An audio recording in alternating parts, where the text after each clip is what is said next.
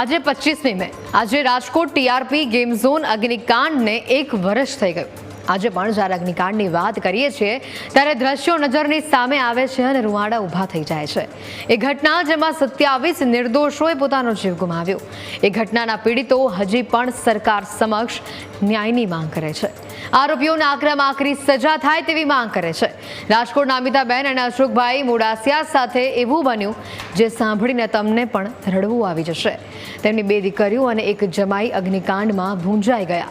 જેણે દીકરીઓ ગુમાવી તે માં કહી રહી છે કે અમે તો હવે શરીરમાં જીવ જ નથી બચ્યો, ખાલી અમે જીવી રહ્યા છે, બાકી હવે જીવવાનો કોઈ જ મતલબ નથી, કોઈ ઈચ્છા નથી।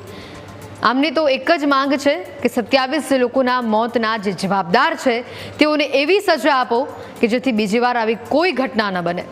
ફાસ્ટ ટ્રેક કોર્ટમાં કેસ ચાલે, તમામ આરોપીઓને આજીવન કેદની સજા મળે તેવી માંગ આ ભોગ બનનાર પરિવાર કરી રહ્યો છે।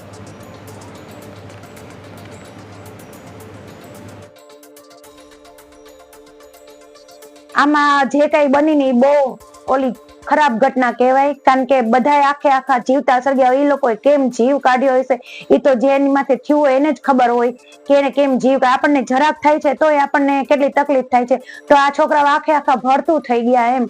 તો સરકારને જે આરોપીઓ છે એને છોડવા ન જોઈએ, એ લોકોને સજા આપવી જ જોઈએ, કારણ કે આ છોકરાના જીવ ગયા છે, કઈ જેવી તેવી વાત નથી।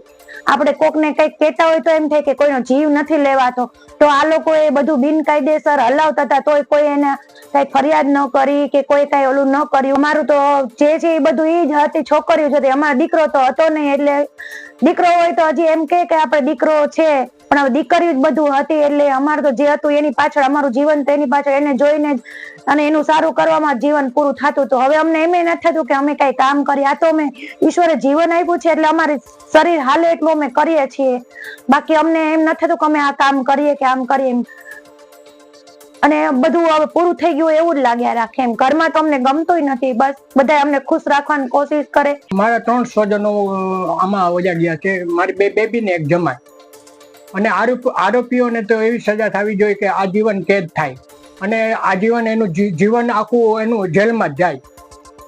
અને સરકાર અગર એવી મારી પ્રાર્થના છે કે એની આ કેસ ફાસ્ટ ટ્રેકમાં લાવે અને જેમ બને વહેલો ચુકાદો આપે, કારણ કે નકર તો આ સરકારી કેસ તો હે ને તમે 15-20 વર્ષ હોય જાય, આજીવન હોય જાય તો એનું પૂરું નથી થવાનું। આરોપીઓ એ પૈસાપાત્ર અને પહોંચતા હોય, સારા કાનૂની એડવાઇઝરો રાખેલા હોય, આવા કિસ્સાની અંદર તેમાં ચકચારી કેસો છે અને આ રીતે પહોંચતા આરોપીઓ હોય એવા મોટાભાગના કિસ્સાઓમાં અત્યાર સુધી ટ્રાયલ કોઈ દિવસ સ્પીડીલી એટલા માટે નથી ચાલતી કે આરોપીઓ પોતાના જે રાઇટ છે એ એક્સરસાઇઝ કરવા માટે એક પણ તક છોડતા નથી, અપ ટુ સુપ્રીમ કોર્ટ સુધી। એટલા માટે થઈ અને એક એપ્લિકેશનનો નિકાલ ન્યાયિક નિર્ણય આવે તેની સામે કોઈ પણ નારાજ પક્ષ હાઈકોર્ટમાં જાય, ત્યાં જે કંઈ ન્યાયિક નિર્ણય આવે એની સામે સુપ્રીમ કોર્ટમાં જાય, એ રીતે ગણતરી કરવામાં આવે તો હાલની જે ટીઆરપી અગ્નિકાંડની ટ્રાયલ છે જે વિક્ટીમ તરફથી અમે ડે ટુ ડે ચાલે, બેલ ન મળે અને સ્પીડી ટ્રાયલ થાય અને સ્પીડી વિક્ટીમ પરિવારને ન્યાય મળે એવી જે અમારી મહેનત ચાલી રહી છે,